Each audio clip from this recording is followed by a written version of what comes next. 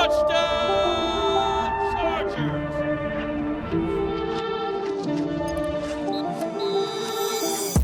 What's up, guys? Welcome into a playoff edition of Chargers Weekly. As always, joined by the voice of the Chargers, Matt Money Smith.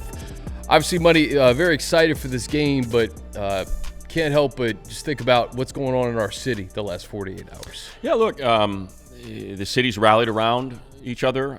We're trying to lift up the people that are dealing with things they could have never possibly fathomed was going to be in their life. I think because the Bolt is where it is, the Chargers are where they are. I assume there's a lot of people at the facility today where we're sitting that are like me. I've got 2 to 3 friends that have lost homes. I've got 4 to 5 coworkers that have lost their homes. The Palisades is a huge community of entertainment people, and having come from the music business and working in radio, a lot of people live there, and a lot of people and their kids who are in schools there because they're great schools are now without a home. And certainly our thoughts are with them and what they're going through. And I think, like anybody, if you're, you may think that they've gotten God knows how many, offers, but still offer it. Hey, our house is open, whatever you need, and it's appreciated, because that's essentially what we've done. And even though no one's taken us up on it, they tell you how genuinely appreciative they are of that. So if you do have friends that are, or family or coworkers that are dealing with it, please let them know they got a place to put their head, they got a place to eat, they got a place to put their kids, because that's what we do. We're used to it in Los Angeles, sadly. I lived through the Malibu fires in '93 when I was evacuated.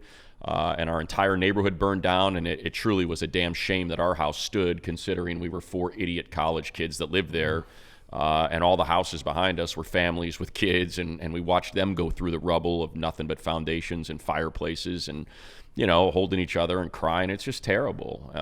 But it's an opportunity to, show the best of us and to be the best person you can be to those that are dealing with it.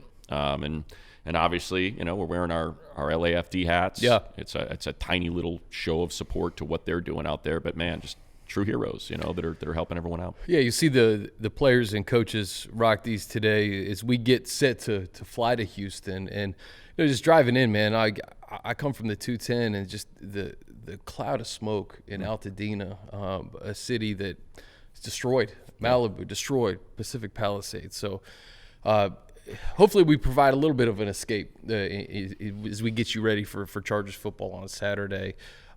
But just our hearts are with everybody that's affected by this, and just, the firefighters here, man, just the heroes, man, just going into this thing, attacking this, and hopefully getting this out. Yeah, just saying, it's all anecdotal, but it's just, it's what I'm living through right now. Seal Beach is a huge fireman community. For whatever reason, we just got a ton of firemen in our city, and was talking with someone who knows the chief of one of the units, and said it's the first time in, I think he was saying, maybe since the Malibu fire, he's like, that it's an all hands on deck, where they are digging as deep as they can, San Diego, things like that, to get everyone they can, get everybody they can up there, and all rallying around each other. And it's what they do. Instead of running from danger, they run into it, and we certainly appreciate it. And I know they feel it, because they feel it every day in our community, because they're around us all the time, and everybody tells them how much we appreciate what they do. But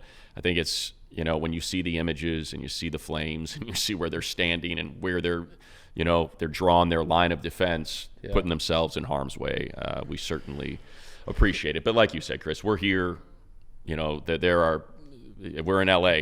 There's plenty of outlets for people to get great coverage of this, much better than we can do, and we're here to provide that distraction, because it can, when you keep looking at the bottom of that screen and you see 0% contained, it can be a real punch in the gut. So we'll try to take you away from that for a little while. Yeah, our crew at KCAL News has done a remarkable job, and you said firefighters, man, just they're a different breed. My dad's a firefighter. He was for 30 years on the East Coast. My brother's a firefighter, and just can't say enough about what those guys do on a daily basis. But I do want to mention, depending on when you're listening or watching this, the Chargers are doing just a ton of great things as we get you ready for the playoffs. January 9th, which is today, Thursday, Rancho Cucamonga, there's going to be a supply drive for the LA wildfire evacuees. Same on the 11th at the watch party at the Hermosa Pier. So Chargers are doing a lot to try to bring attention to this. And, if you're going to be in Rancho, if you're in the IE, or if you're going to be at the Hermosa Pier for the Wild Card Watch Party, there's a supply drive for all the wildfire evacuees. So something to keep in mind. And obviously, the Spanos family always very generous when it comes to taking care of the community. So, they scratched out a big check to help the cause as well. And don't be afraid to do that, because, man, they're going to need it. Like you said, it's not just the Palisades, but, the Eaton fire, the Woodley fire, the Hollywood Hills fire that, up by Runyon Canyon that broke out. So the whole community going to need help. And it's great to rally together, especially if you can rally together around a Charger football game, for the wild card week and all the watch parties that we have, and not just show up with your community, with the Bolt fam, but also show up with a little something in your hand if you can afford to, whatever you might be able to provide to help. We're taping this on a Thursday. We're getting set to go to Houston here in a couple of hours. Money, let's just rewind to Sunday, and just it was important to win to get the 5th seed, but just it's important to be playing your best football, and the Chargers are doing that right now. Yeah, I think it was even more the latter, Chris, what you said. Just keep it going, man. You had it in that second half against the Broncos, and then you did it for 4 quarters against the Patriots, so do it for another 4 quarters against the Raiders, and I think you saw it. And you continue to see the identity of this team and what they want to do, and DJ brought it up in the post, and I'll credit him because it's a perfect point. He's like, nothing, coaches always want buy-in, right? How do I get the buy-in? How do we get the buy-in with action? And the fact that they had on their I want to say it was the opening drive, if I remember right. Yeah, it was the opening drive. And they've got a 4th and inches, not a 4th and 1, 4th and maybe less than a football. And a different coach might have been like, you know what? Time to get aggressive. Time to just get Herbert under center and let's go get it, man. And nope, punt it, because that's what they do. They're like, we're fine, man. We're good. This is the game we play. We play field position. We lean on the number 1 scoring defense in the league. We run the football. We churn the clock, and we don't have to freak out. We don't have to break character ever. That's not what we do, and that just sets the tone. And I think you can see coaches maybe get away from it when the stakes change, and maybe they change, and you don't get that sense from this staff at all. It's what we've said for 18 weeks now. It's tread water, get to the deep end, pull you under, and win a game. And that's something you can pack and you can take into the playoffs, because there's 18 games of proof that's what this team does. Quentin Johnston, 13 catches, 186 yards. You and Jaleel spoke to him before that game, timing. Coincidentally. How about that for timing? Good luck coming on Chargers Weekly. Yeah, exactly. Good for him, man. And look, what is that a product of?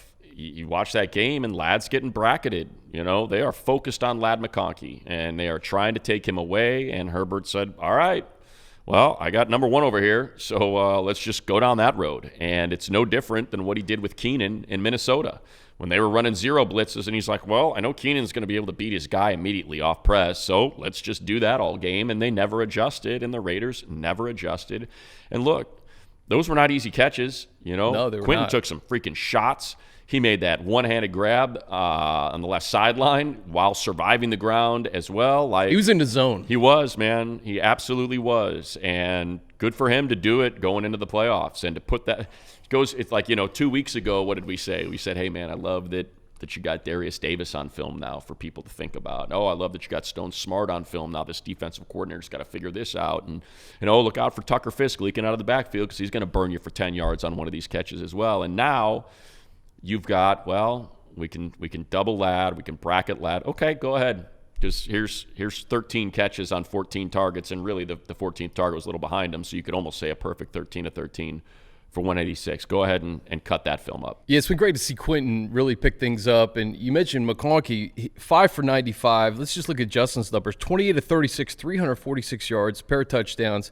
But also just to see J.K. Dobbins get rolling the last 2 weeks, knowing that you're going to need him starting on Saturday. It's been good to see the running game kind of complement what Justin's been able to do. I mean, that's the key word, Chris, complementary football, right? The Chargers offense is at its peak performance level when you have a run game, because it's play action. I mean, Justin is operating, with play action more than he ever has in his career, and more than almost any other quarterback in the league. So when you have the threat of Dobbins, who's one of the best explosive run rate runners in the league, so you have to be careful, because if he busts through that first line and your second line isn't ready, that thing's going to get ripped off for 20, 30 yards. And he's got enough of those on tape this year that now teams can't be on their toes. And it changes everything, because now play action's working. When they see the play action, they're biting. And that's when you start getting these looks downfield. And then on top of that, you got a career-long rush, 41 yards, besting his 37-yarder. And now that's on tape. So, like, it's all – I feel great for Coach Roman, because Giro's taken a ton of incoming this year. And it just – look, I get this is Chargers Weekly. We're sitting in the Bolt. So, of course, we're going to stick up for our guy. But he's got Justin Herbert, who's in a boot for 3 weeks of training camp. Then high ankle sprain in week 2. Then he's got Gus Edwards, who's not ready at the start of the season. Then when he gets ready and the two of them are kind of starting to go, JK goes down. And it's like, you got to have some patience for these, play callers to recognize that they don't have everything, that they're trying to make things work with one arm tied behind their back to some degree. And now that it's all coming together, look, I think you saw what the Lions did to Justin Jefferson, right? They were like, hey, we're going to blitz the hell out of you, and we're going to play man, and we're going to commit 2 resources to Justin Jefferson, and if you can beat us outside of that, then great. It's almost kind of, look, would I like to have Justin Jefferson on the Chargers? Sure.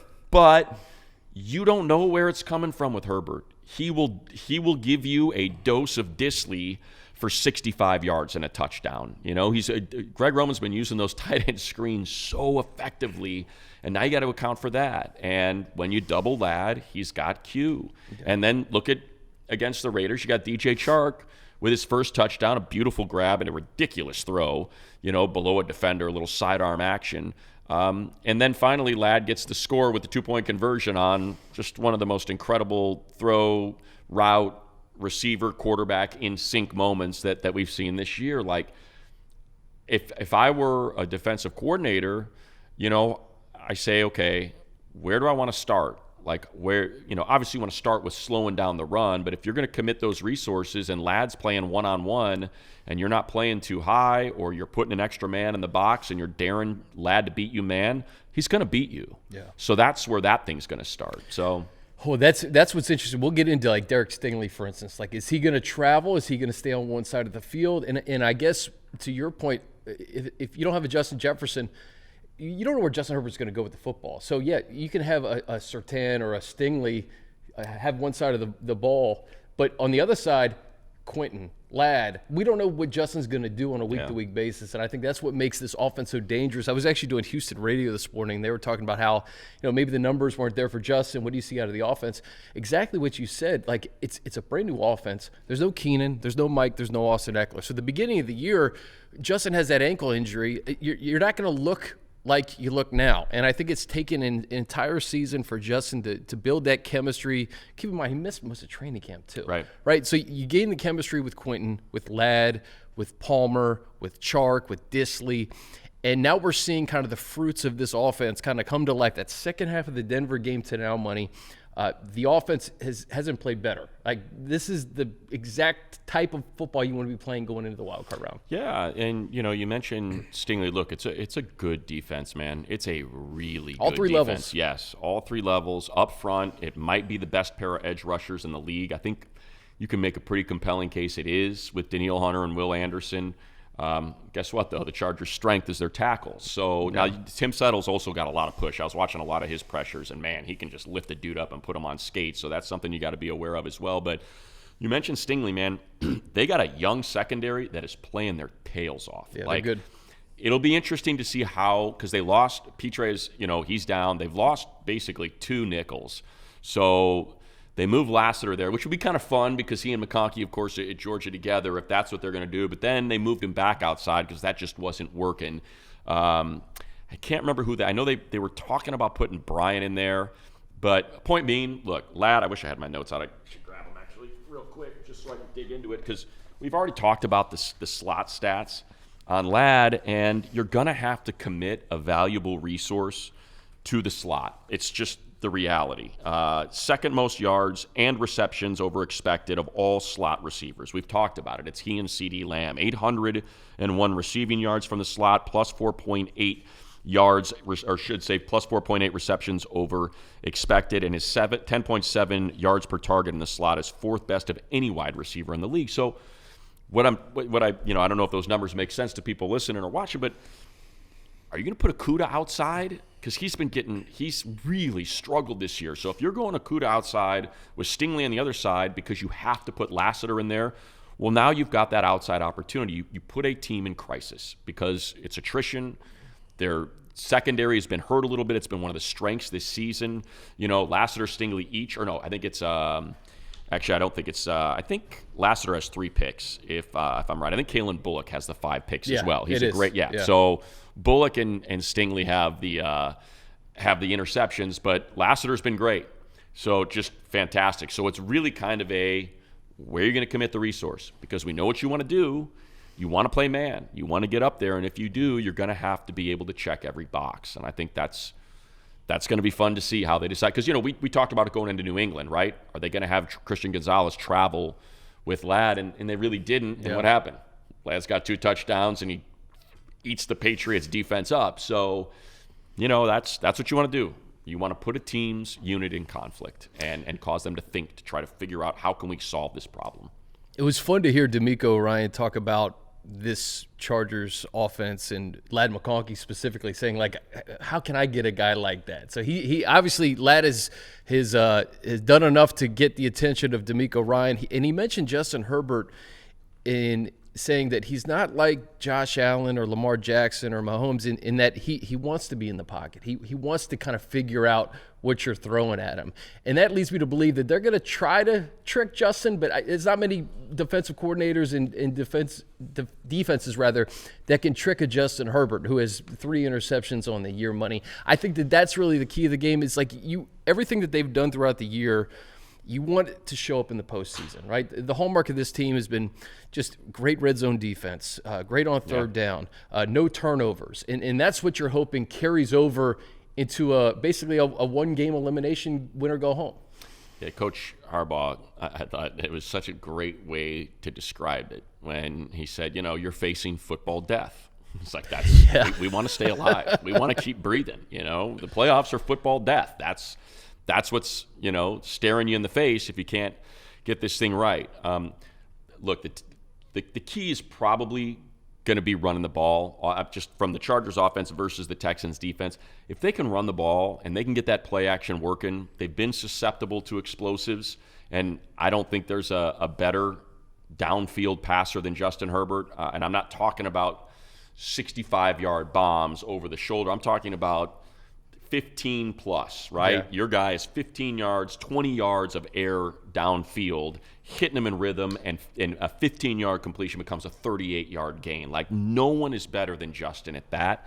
And the way the Texans play, I've got it right here, second highest pressure rate, the only team with 2 edge defenders in top 10 pressure rate. So what does that mean? It means that they're comfortable playing man because we're going to get home before you guys have a chance to get off this coverage. Our guys will hold coverage, and now we can get after you. And they blitz on 40% of third downs. That is 5th highest in the NFL, and they're good at it, man. Yeah. They are really, really good at it. So if you can get that run game working, and they can't come downhill, and they've got to commit more resources, and man's not working outside, then you can really start to get this thing going. Because I'm assuming they're going to commit resources to the box, and they're going to play man, and they'll play a single high, and they'll run man across the board, and they're going to say, go ahead, let's see if you can beat us with your run game, and then we'll adjust. And if you can't, it's going to make for a bit of a tough day.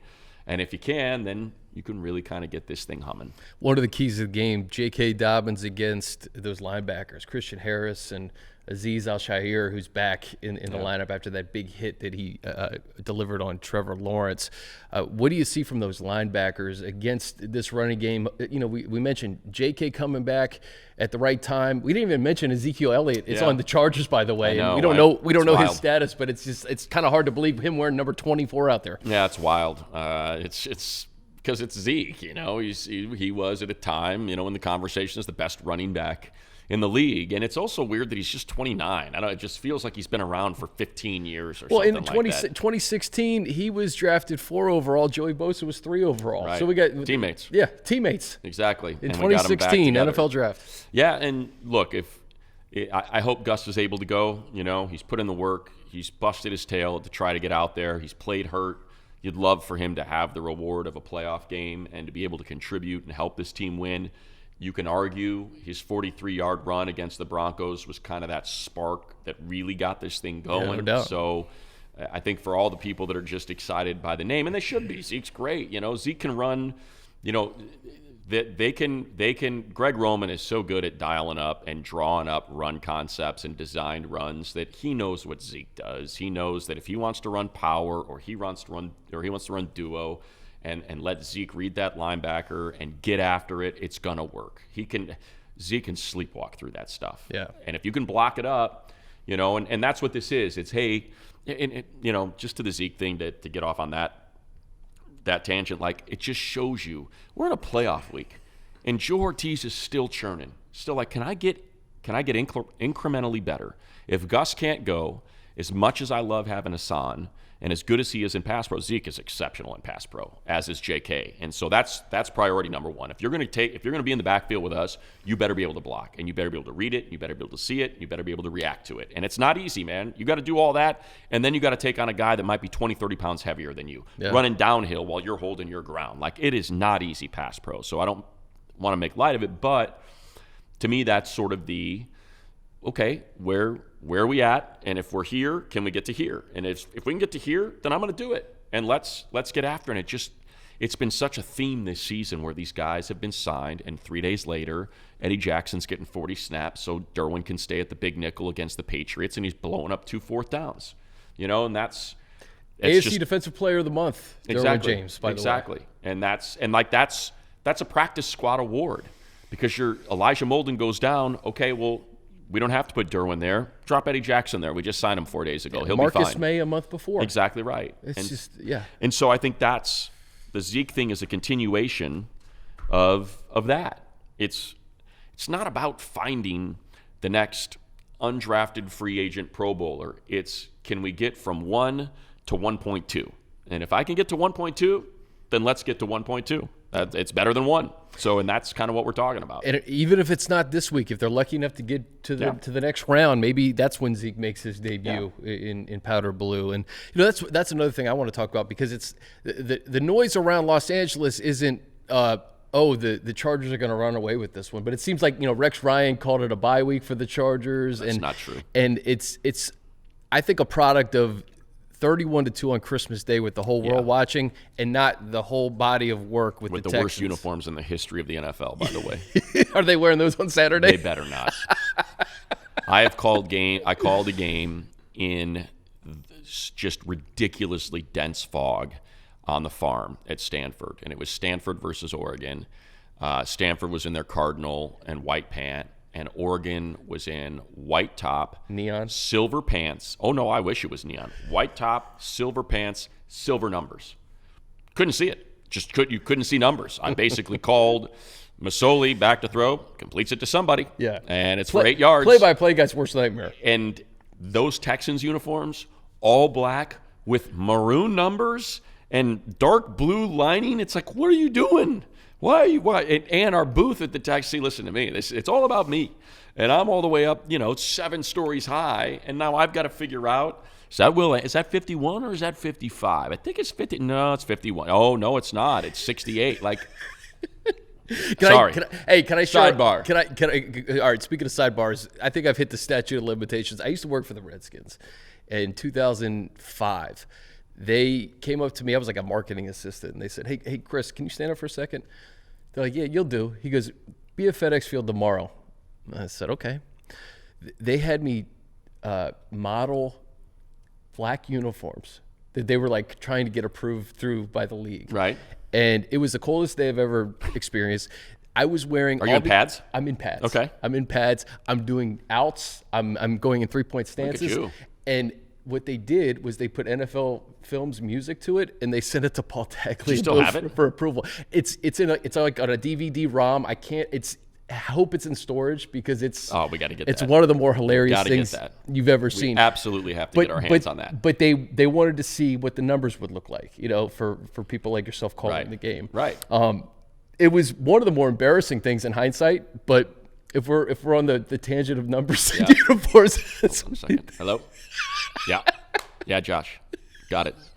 Josh says you're not going on the trip. Go to the storage unit and find the DVD and have it ready for next week. That's the most important development here. It is. I hope I have it. I hope I have it. You better have it. Yeah. I can tell you what would happen if they walked into the room and I was sitting there. They would look at me and go, nope.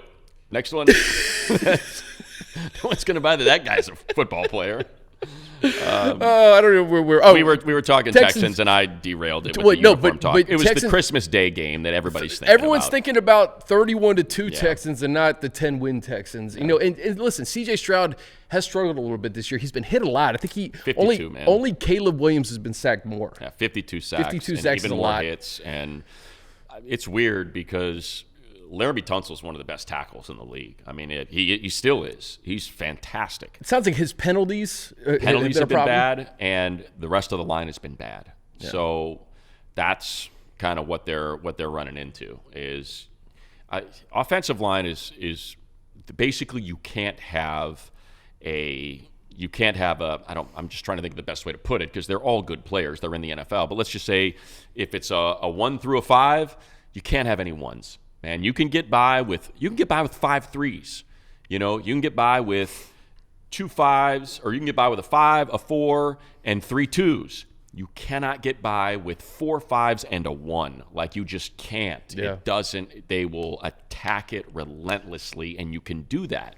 So I think that's essentially what's happened is they have too many 1s or 2s that are still trying to get it figured out. And I think they've gone through 10 or 11 different combinations as well, and that's not good. Like the Chargers, their starting 5 has played together 65% of the snaps. It's top 5 in the NFL, and it shows. Yeah. And that's why, while it was a little leaky at the start of the season, here we are late, and it's the lowest pressure rate in the league these last 2.5 weeks, going back to even the Bronco game. So I know you can say Raiders and Patriots and all that, but it includes the second half of that Bronco game as well. Yeah, the strength versus strength, too, of Slater and Alt versus Anderson and Hunter. I think that's a big key. And hopefully you can just neutralize those guys. But I do think that this is going to be a Bosa Mack game. Like, if those guys can get home on C.J. Stroud, and even Derwin at the line of scrimmage, making life hard on those guys, on Stroud. And the fact that you don't have Diggs, you don't have Tank Dell, it's really kind of like a Joe Mixon, Nico Collins are like the two guys you can't let beat you on Saturday. I'll tell you, it's funny. I'm going to go sort of not opposite that, but complementary to that. This, to me, could be a Tierre Tart game. This could be a Tierre Tart, Morgan Fox game because I assume they're going to commit resources. They'll let Laremy, sit on the island and see if he can operate on the island, and then they'll commit resources over to the right side to Fisher, and that's kind of what they'll do. And that's going to leave the middle vulnerable, and the middle has not been good. It's been soft. So Tierre's been so good, and we don't talk about him enough because he's more of a rotation player. He's not out there as many snaps where he can pile up some gaudy stats, but he's a guy that can blow up plays, man. He can get back there in a hurry. He can get his hand on the ball. He can pop it up in the air for an interception. He can track down, CJ because he's right in his lap immediately, and he looks up, and there's, Khalil or Joey coming there, and then he gets stuck in a sandwich, and you can strip that ball out. Like, I could see it being that Morgan Fox, Tierre Tart, defensive tackle, upfield kind of deal because it's just the way that line has been operating this season where they've been real leaky inside. I like that. And, that's a guy who, again, not necessarily a household name, but what have we seen every single week, whether it's on offense or defense? Somebody stepping up, and you don't know if it's your moment. And that, I think, is what the playoffs is all about, is finding the guys who may not contribute on a week-to-week basis in terms of like a Pro Bowl impact, but like we've seen it offensively, Monty. Like every single week, Justin has been able to identify somebody who helps win a football game. Yeah. And I think offensively, you talk about the tight ends, like Disley, Stone Smart. Like there's going to be someone in this game who maybe we're not talking about that could end up being the reason why they win. Yeah, it's kind of something that Justin's done his whole career, right? He's made Charger fans familiar with the likes of T. Billy and Jalen Guyton and Tucker Fisk and Stone Smart. This season it's been Will Dissly, who's never really been a pass-catching tight end. I can pull that. I mean, like, the numbers on Dissly are hilarious. He coming into this season, where is it? So Justin's like, I'm going to make you a pass-catching tight end. Exactly. Here it is. So previous highs for Dissly, 34 receptions. This year, 50. Previous high in yardage, 349, 481. And he missed a few games. And he missed a couple games. And on top of that, the guy's got 303 yards of yak, 63%. He's a giant tight end. Normally, what do? They run down the seam, they catch the ball, and they fall on the ground. And here's a guy who's like doing jump cuts and juking guys on their shoes, and he's got all this yak. Like, it's hilarious how it's all worked out. And by hilarious, I mean it's incredible what it means. And football is, we say it all the time, football is circumstance. The circumstance of Will Dissly playing with a quarterback like Justin Herbert is this. Yeah. It produces this. And I love that Tucker Fisk was standing in the end zone like, ooh, is this? Oh, could be me. It went behind him to Dissly. I think for a second there he thought, I'm wide open. This could be my target. Nah, he's taking nervous. Appreciate Tucker. He's blocked his tail off. He's done a great job this year. He had those catches in 7 consecutive games, at least one. But that's Dissly's TD. Let's get him number 2. And by the way, the other thing on that. Let's get this one in there because I do love this. They have run. This is my favorite stat of the week. This is like, what do you get when you hire Jim Harbaugh? And what do you get when you bring Greg Roman in to be your offensive coordinator? The Chargers have run 143 plays this season on offense with at least 7 285-pound plus players on the field. 7. So to put that in perspective, the team that's second, I'm sure everyone can guess what team is second, right? The Ravens, of course. Yeah. How many plays do you think they've run with 7 285-pound plus guys? Less than 100. 28. Chargers 143 and the Ravens 28 for second place. So what does that tell me? Get up in the playoffs, and guess what's coming downhill? Here comes Scott Matlock, 300-plus pounds. Here comes Sam Mustipher in jumbo package. Here comes Tucker Fisk. You are going to wear it. If you fall behind, God help you, defense, because here comes 143 plays of 7 guys that are 285 pounds or more. That's what D'Amico Ryan said. It's like, hey, the Chargers will play you close in the first half, and if they get you in the second, it's over. Like, if they get a lead on you and they pull away, it's over. Like, because exactly right. of exactly that stat. Where'd you get that stat? I think that was NFL. I want to say that came from the NFL. Folks, I don't get paid by them. As a matter of fact, I was fired by them. Yet I will still plug their product because it's that good. That is from the NFL Pro subscription, where they have all the Amazon Next Gen stats and all that stuff in there. But that just illustrates that Jim Harbaugh's not doing what anybody in the league is doing. No, like, there's 143. There's no copycat anything. Like, No. nobody's doing what this offense is doing. Yeah. And we've seen it from the beginning with just the emergence of Scott Matlock and what he's meant to this offense. And I do think the running game, you're going to have to pack it. You're going to have to pack it. J.K. Dobbins, him coming back, and I think him getting those 2 games against the Patriots and Raiders, I think is huge for this offense. Round him into playoff shape and ready to go. Yeah, I think the key to that stat really is Tucker Fisk, is that Tucker is exactly 285 pounds. So that's where it comes. And the fact that you've got a 300-pound fullback that's really rounded into form and isn't just some big lumbering body. But, man, Matlock's in motion nonstop. They typically run right behind him. Wherever he ends up is where it's going, and for good reason, because he's paving the way. But that's really what that stat is. It's the 5 offensive linemen, Fisk, who's on whichever side they decide to put him on, and then Matlock in the backfield. And it's like, all right, here's 7 of our 11. Good luck with that. I just noticed your defensive ends, while they are incredibly talented, are, let's see what Will Anderson. Danielle Hunter is 260. And Will Anderson is 243. Yeah. So that's what you're looking. And look, they're in speed. Like, that's what's interesting, right? Styles make the fight, right? It's power versus speed. That Texans defense is built on speed. Everybody is lightning quick for their position. So it'll be interesting to see, how it works. Are those guys quick enough to get around Slater and Alt, because that's how they're going to do it. They're certainly not going to do it with power, not with those two guys. They get their hands on you, it's over when you're 240 and 260. But they can get around you, and they've done it all season long. So that's what it'll come down to. But it's nice to have that extra 285-pound body out there as well. Some of the intangibles, just, the home crowd, I think it's so important for the Chargers to not get this crowd into it early and give them a shot. I think when you're on the road especially, you got to score first. You got to get to that fast start to make sure that there's no momentum. Because a playoff game, it's different. The energy's different. It's more intense. The crowd's in it, and the crowd can really will a team to victory. And I think the Chargers have the guys. And I think being on the road the last 2 weeks has been helpful. It has, and look, they've set an NFL record. It's the first team in NFL history. Now, granted, because the 17-game season is relatively new, but it's the first team that's allowed 20 or fewer points in every single road game. In 9 games, I should say. There have been teams that have done it in a 16-game season, but now they're the first to do it, in a 17-game season with 9 road games. They're undefeated when they allow 17 points or less. They don't lose, so you kind of know what those numbers are. I think the one thing about about the get up early and pour it on, I know that the numbers will certainly, show that I'm in the wrong here, but I was going to the playoff games and feel like it's going to be tight.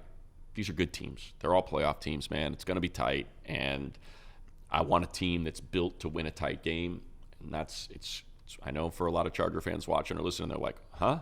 What, us? Yeah, this iteration of the Chargers is built to win tight games. They are comfortable. They don't flinch when it's 21-17 in the fourth quarter and the other team's got the ball with 7 minutes left. They don't flinch. They're like, yeah, whatever. We'll force the punt, and then our team's going to run the 4-minute offense, and we're going to win the game. Like, it's just, to me, that's the benefit of having a team like this and a matchup like this. This is not the Ravens that average 31 points per game. It's not the Bills that average 31 points per game. This is a Texans team that averages 21 per game. It's a Chiefs team, if they advance, that averages 22 and change per game. These are teams that play similar styles in terms of scoring offensively to the Chargers. And if the heat is real that we've seen these last 10 quarters, then I feel pretty darn good about the way this team is operating heading into the postseason. The way you could distill it down, it's so easy. It's like the head coach and the quarterback. Yeah. Like the quarterback is playing elite football. The head coach won a national championship in this building exactly a year ago. To have the edge, I think, and that's no shot at C.J. Stroud or D'Amico Ryan, who I think are both excellent in their respective position. Certainly. But to have a Harbaugh-Herbert combination on the road, and to your point, just how good they've been in close games this year and how they haven't flinched. Like the Raiders game started slow, and you're like, okay, well, what kind of game is this going to be? And then slowly built it. Dayon with that huge interception before halftime to kind of flip things on its head, and that's when you kind of knew it was over. Yeah, and that's what they're comfortable doing. Like, we know you're going to make a mistake, and when you do, we'll capitalize on it. And that's what'll turn the game. It's a one-score game till it's not. And it's not when you create that turnover or when it's I don't think they're the highest 3-and-out team anymore. They were for a pretty good chunk of the season, but I don't think they're there right now. 5th in the league right now, 3-and-outs. And that's what they'll do. It's a turnover. 3-and-out's kind of like a turnover, right? Especially if there's 1, maybe 2 passes in there. It takes less than 2 minutes off the clock. Maybe you pop one with Darius Davis, get some good field position, and it feels like a turnover. So it's kind of what this team has done. And they don't, it goes back to my opening point. I guess it's full circle here. Maybe this is where we'll, kind of call it. But it's a team that doesn't flinch. And that's so important in the postseason because things are going to get weird and things are going to go wrong because everybody's good and their defense is good and it's opportunistic and it's got a ton of freaking sacks and a ton of interceptions and maybe they create some, but they don't flinch. When we were talking to Quentin, it was brought up about, the drop in the Baltimore game. And he brought up Herbert. He's like, yeah, or no, that's not what it was. Someone brought it up to Justin in the presser and said, where's Q at now compared to where it was in that Baltimore game? And, of course, Justin's never going to ding the guy for dropping the ball in the Baltimore game. He goes, look, I just try to convey to everybody else the way I operate, and that's on to the next play. If I throw a pick, on to the next play. If you drop a ball, on to the next play. And it's something we've talked about with Q quite a bit. Like, he's too hard on himself when he drops a ball, and it just kind of sticks with him. And I think this year he's started to get better about just cutting bait. Whatever, dude. Dropped it. I'm going to make an incredible catch on the next play, and we'll win the game, and it's fine. Like, you can't stick on a play. And so I think that's something this team is really, really good at, is just Derwin James at halftime against the Broncos. Hey, man, that sucked. But that was that. Now we're going to point this way, and we're going to go get it, because that's what we do. And I think it's something this team is great at, and that, again, to repeat myself, that you can pack and travel, and you can take that on the road. I'll end it on the guy you just mentioned, and I think that this is probably the reason why this team could make a deep playoff for us. Derwin James. Agree. Derwin James has been here since 2018. He was an All-Pro his rookie season. They were 12-4. He has seen the highs early in his career, and he's seen some tough lows with this team. To come off AFC Defensive Player of the Month, playing his best football, somebody you can rely on, somebody who just has this infectious energy. All three phases feed off the guy. I look for him to be at his absolute best on Saturday. Yeah, you hit it on the head. If there's, give me one player you want to circle, I think more often than not you'll circle the quarterback, and that's very easy to do here. I could have done that. It's 50.1% versus 49.9%. But there's just something about Derwin, man. There's been something about him this year, and the focus, the swagger, the belief, the lead. There's just, I'm with you. It feels like, I just don't feel like they can lose with him out there, man. Like, he just walks out of that locker room and he's like, yeah, that's right. We're going to win, and you're all going to follow me, and I'm going to lead you to where we want to go. And that's just, it's kind of how we felt all year, and I can't wait to see it in the playoffs. Yeah. We'll end it there. I can't wait. Appreciate you guys checking in with us. And, again, stay safe, Los Angeles. We're headed to Houston now. Big wild card game, and we'll see you next week. For Money, I'm Chris. This has been Chargers Weekly.